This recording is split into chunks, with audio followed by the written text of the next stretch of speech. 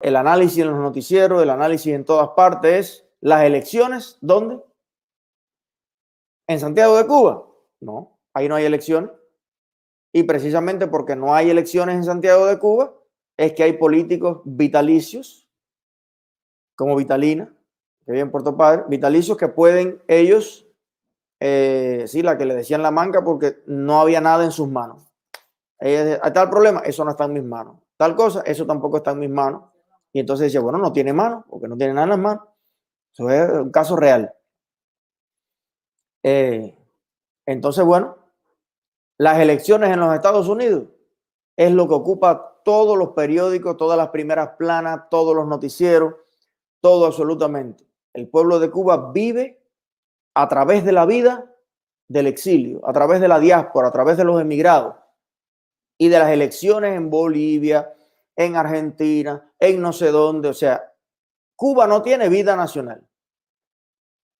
Los cubanos no tienen vida política nacional, ni vida económica nacional. Todo lo que hace el cubano es estar pendiente a través de todos los monopolios informativos que tiene la dictadura cubana de la suerte de otros pueblos. Y cómo, desde el punto de vista de los comunistas, esto puede influir en Cuba. Pero Cuba no tiene vida propia, candidatos propios, competencia propia, debates y análisis propios de su propia situación. Ahí es donde uno dice, bueno, ellos decían que la soberanía, Cuba era un país libre y soberano. ¿Cómo vamos a ser un país libre y soberano si no tenemos país? ¿Dónde se habla de Cuba? ¿En qué parte están los análisis sobre Cuba? Realmente, yo creo que ya Cuba es un país totalmente dado al extranjero, a Europa, a Estados Unidos, a Sudamérica, porque es que en Cuba no se habla de otra cosa. Si los medios cubanos nunca hablan de Cuba, es porque para ellos no existe Cuba. Para ellos lo que existe es Miami, Estados Unidos, Bolivia, Argentina y Cuba. Esto es Cuba. Eso que estamos viendo es Cuba.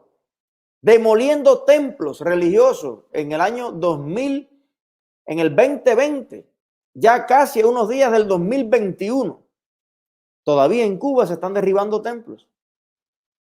En Cuba se están derribando las casas de la gente. ¿Y dónde está esa Cuba?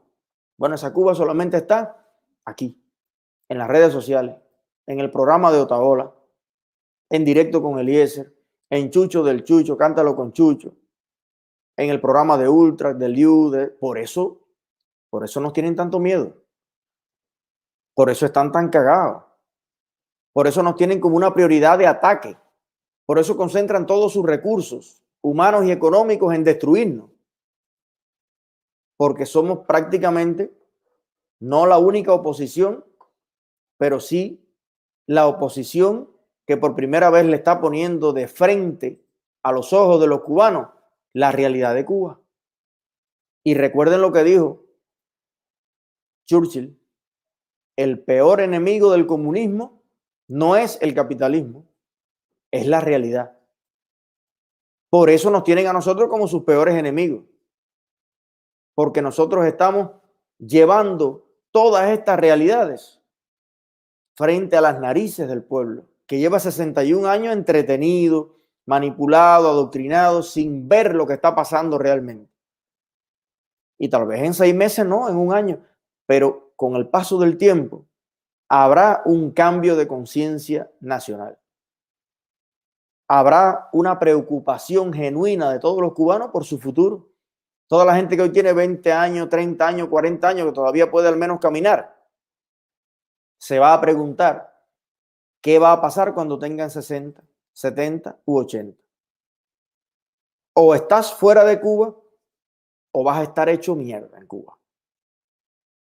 Si puedes salir, te felicito. Yo no critico a nadie que emigra por ninguna razón, porque además soy un emigrante y lo entiendo perfectamente. Pero si te toca quedarte en Cuba con 60, 70, 80 años, hermano, esa tercera mitad de la vida, o sea, esa tercera parte de la vida, del ciclo de vida, que la gente ya utiliza para vivir de sus ahorros, pasear más, disfrutar más, tener más tiempo para los nietos. ¿Qué nietos? Si ya los nietos van a nacer en otro lado. Disfrutar de lo que ha construido, del confort que ha podido lograr con su trabajo. Bueno, lo que va a pasar y lo que está pasando es que en Cuba tenemos una gran masa de ancianos que no tiene absolutamente nada. ¿Por qué? Porque le regaló su vida a la revolución. Se lo dio todo y se quedó absolutamente sin nada. Y ahora la revolución no le devuelve nada. Lo que le devuelve es esto. Si haces el rancho, te lo tumbo. Si lo que te queda es ir a rogar a Dios, al menos a la iglesia, que son los viejitos los que más van, te tumbo la iglesia. Entonces, hermano cubano, si no puedes tener nada material, ni tienes siquiera el derecho de tener algo espiritual, ¿qué más tú esperas de esa revolución? ¿Qué más tú esperas de Díaz-Canel? ¿Qué tú esperas de Raúl Castro? Que sí lo tiene todo, lo habido y por haber, a costilla de tu trabajo.